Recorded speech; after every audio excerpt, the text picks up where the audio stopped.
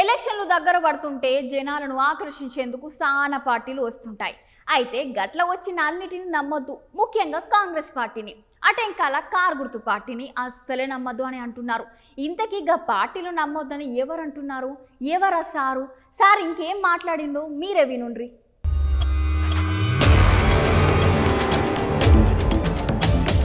Parliament ఎలక్షన్లు దగ్గర పడుతున్నాయి. అటు ఎన్నికలు దగ్గర పడుతుంటే ఇటు జనాల దగ్గర ఓట్లు ఎట్లా దండుకోవాలని అన్ని పార్టీలు చూస్తున్నాయి. అయితే ఎలక్షన్లు దగ్గర పడంగానే అన్ని రాజకీయ పార్టీలు మాదిగల పట్ల నీచంగా చూస్తున్నాయని, చిన్న చూపుతోనే ఉంటున్నాయని మందకృష్ణ మాదిగ సార్ మస్తు గరం అయిండు.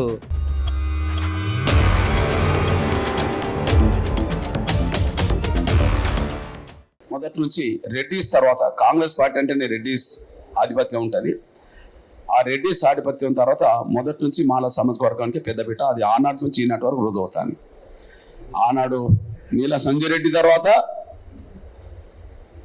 దామోదర్ సంజయ్, అక్కడ ఆంధ్రప్రదేశ్లో రెడ్డి ముఖ్యమంత్రి, డిప్యూటీ సీఎం మాల. తెలంగాణలో రెడ్డి ముఖ్యమంత్రి, డిప్యూటీ సీఎం మాల. కాంగ్రెస్ పార్టీ జాతీయ అధ్యక్షుడిగా ఉండబడే మల్లికార్జున్ ఖర్గేని ఎస్సీ మాల కర్ణాటక. మీరు గమనిస్తే కాంగ్రెస్ పార్టీలో జాతీయ అధ్యక్షుడిగా దామోదర్ సంజయ్ కూడా ఉన్నాడు, ముఖ్యమంత్రినే కాదు. కాంగ్రెస్ పార్టీలో జాతీయ అధ్యక్షుడిగా బి శంకరానంద్ ఉన్నాడు, ఆయన కర్ణాటక మాలే. నాగర్ కర్నూలులో జనాభా చూస్తే 85% మాదిగలు. కాంగ్రెస్ పార్టీలో జాతీయ కార్యదర్శిగా వాళ్ళే పెట్టుకుంటారు ఒడిగం చేయించుకోవడానికి. సొంత జిల్లా, కానీ ఆయనకు ప్రాధాన్యత లేదు. మల్లు అనంతరాము తమ్ములకు ఉన్నంత విలువ మాదిగ కులానికి లేదు కదా. ఎంత అన్యాయం.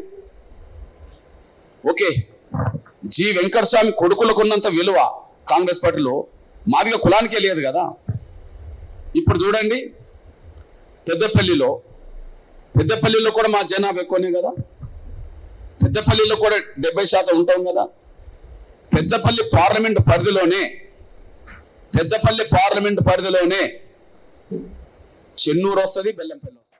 అంతేకాకుండా తెలంగాణ రాష్ట్రం మొత్తంలో షెడ్యూల్ కులాల జాబితాలో సుత దగ్గర 70% మంది మాదిగలే ఉన్నారని అంటున్నాడు సారు. అటేకాలు ఇంకా చేయి గుర్తు పార్టీకి, ఇంకా కారు పార్టీకి తెలంగాణలో మళ్ళా భవిష్యత్తు లేదని అంటున్నాడు మందకృష్ణ మాదిగ సారు.